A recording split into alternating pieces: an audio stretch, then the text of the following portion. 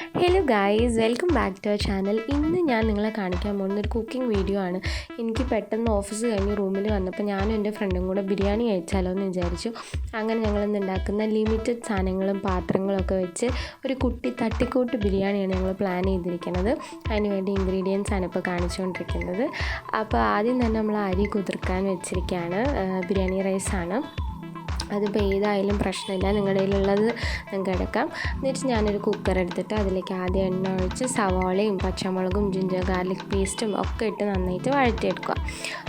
ഉപ്പിടാനും മറക്കരുത്.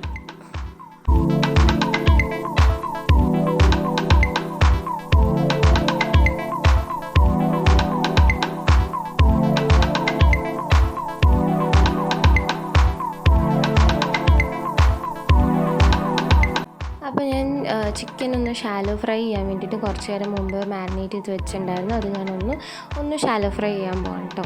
അപ്പോൾ അതാണ് അടുത്ത പരിപാടി. എന്നിട്ട് ബാക്കി മസാല ഞാൻ അതിൻ്റെ മേലെ ഒഴിക്കും. അപ്പോൾ എനിക്ക് നല്ലൊരു ഫ്ലേവർ കിട്ടും.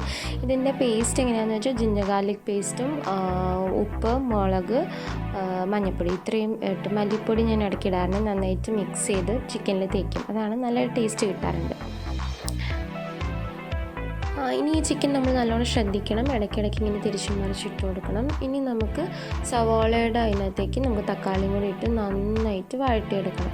അതിൻ്റെ ഇടയിൽ നമ്മൾ ചിക്കൻ കരിഞ്ഞുകൊണ്ട് നോക്കണം. ഷാലോ ഫ്രൈയെ പാടുള്ളൂ. നന്നായിട്ട് ഷാലോ ഫ്രൈ ചെയ്തെടുക്കാം. അപ്പം ഇപ്പുറത്തെ സൈഡിൽ ഞാൻ കുക്കർ ഹാൻഡിൽ ചെയ്യുന്നുണ്ട്. അതിലേക്ക് ഞാൻ പൊടികളെല്ലാം ഇടുകയാണ്. ഗരം മസാല, മല്ലിപ്പൊടി, മുളക് പൊടി, മഞ്ഞൾപ്പൊടി, ഉപ്പ് ഉപ്പ് ഓൾറെഡി ആഡ് ചെയ്തു. ഞാൻ ഇനി ആഡ് ചെയ്യാതെ വിട്ടുപോയവർക്ക് ആഡ് ചെയ്യപ്പോൾ തന്നെ.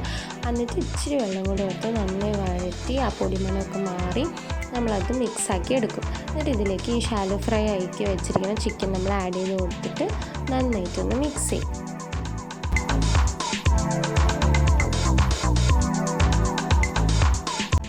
ചിക്കൻ പൊരിച്ച എണ്ണയിൽ തന്നെ ഞാൻ കുറച്ച് സവാള മാറ്റി വെച്ചിട്ടുണ്ടായിരുന്നു. നന്നായിട്ട് ഞാനൊന്ന് വഴറ്റിയെടുക്കുകയാണ്.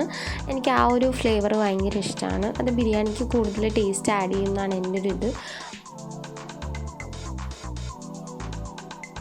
ഇനി നമുക്ക് നമ്മുടെ മസാലയിലേക്ക് നമ്മൾ കുതിർത്ത് വെച്ചിരിക്കുന്ന അരി ആഡ് ചെയ്യാനുള്ള ടൈമാണ്. അപ്പം ഈ അരി മുഴുവൻ ആഡ് ചെയ്തിട്ട് ആ അരി നമ്മൾ എത്ര അരിയാണോ എടുത്ത് അതിനനുസരിച്ചുള്ള വെള്ളവും കൂടെ ചേർത്ത് കൊടുക്കുക.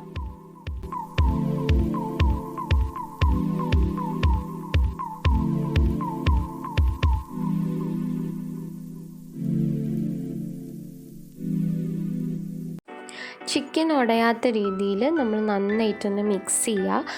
പിന്നെ ഞാനിപ്പോൾ നേരത്തെ ഉള്ളി പൊരിച്ച് വെച്ച അതേ പാനിൻ്റെ ഒരു സൈഡിൽ കുറച്ച് ബട്ടർ ഇട്ടിട്ട് അതിൽ കിസ്മിസ്, കാഷ്യൂനട്ട്, പിന്നെ കറുവപ്പട്ട, ഗ്രാമ്പൂ അങ്ങനെയുള്ള എല്ലാ സാധനങ്ങളും ജസ്റ്റ് ഒന്ന് നൈസായിട്ടൊന്ന് ചെറിയൊരു ഗാർണിഷിന് വേണ്ടിയിട്ട് നന്നായിട്ട് മുരിച്ചെടുക്കും. എന്നിട്ട് ഞാനിത് നേരെ നമ്മുടെ ചോറുള്ള ആ ഒരു ബിരിയാണി ഇതിലേക്ക് ആഡ് ചെയ്ത് കൊടുക്കും.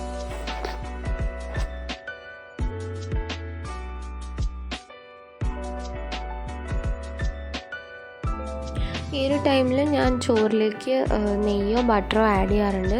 ഇന്നിപ്പോൾ ഞാൻ ബട്ടറാണ് ആഡ് ചെയ്യുന്നത്. നെയ്യുള്ളവരാണെങ്കിൽ നെയ്യ് ആഡ് ചെയ്യാം. ഇനി നമുക്കിതിലേക്ക് ബട്ടർ അല്ലെങ്കിൽ നെയ്യ് ആഡ് ചെയ്ത് കൊടുക്കാം. നന്നായിട്ട് അരി വേവുന്ന വരെ തിളപ്പിച്ചിട്ട് കുക്കർ തുറന്ന് വെച്ചിട്ട് തന്നെ തിളപ്പിക്കാം. അരി വെന്തു എന്ന് തോന്നുമ്പോൾ നമുക്ക് ഗ്യാസ് ഓഫ് ചെയ്യാവുന്നതാണ്. പിന്നെ നമുക്ക് ഗാർണിഷിങ് പരിപാടിയാണ് ബാക്കിയുള്ളത്. സൈഡിൽ ഞാൻ പപ്പടം കാച്ചി, പപ്പടവും ബീട്രൂട്ട് പിക്കിളാണ് ഞാനിവിടെ ഉദ്ദേശിക്കുന്ന സൈഡായിട്ട്. അപ്പോൾ ഒരു മുട്ട പുഴുങ്ങിയതുണ്ടായിരുന്നു. ഞാനത് നന്നായിട്ട് ബിരിയാണിയുടെ അകത്തേക്ക് വെച്ചു. ബാക്കി ഗാർണിഷിങ് പരിപാടികളൊക്കെ ഇതിൻ്റെ പൊക്കത്ത് ഞാനിങ്ങനെ സെറ്റ് ചെയ്തു. എന്നിട്ട് ഞാൻ ഈ കുക്കർ നന്നായിട്ട് ഒരു 30 മിനിറ്റ് അടച്ചു വയ്ക്കുക. ഒരു അരമണിക്കൂറോളം ഞാൻ അടച്ചു വെച്ചിട്ടുണ്ടായിരുന്നു.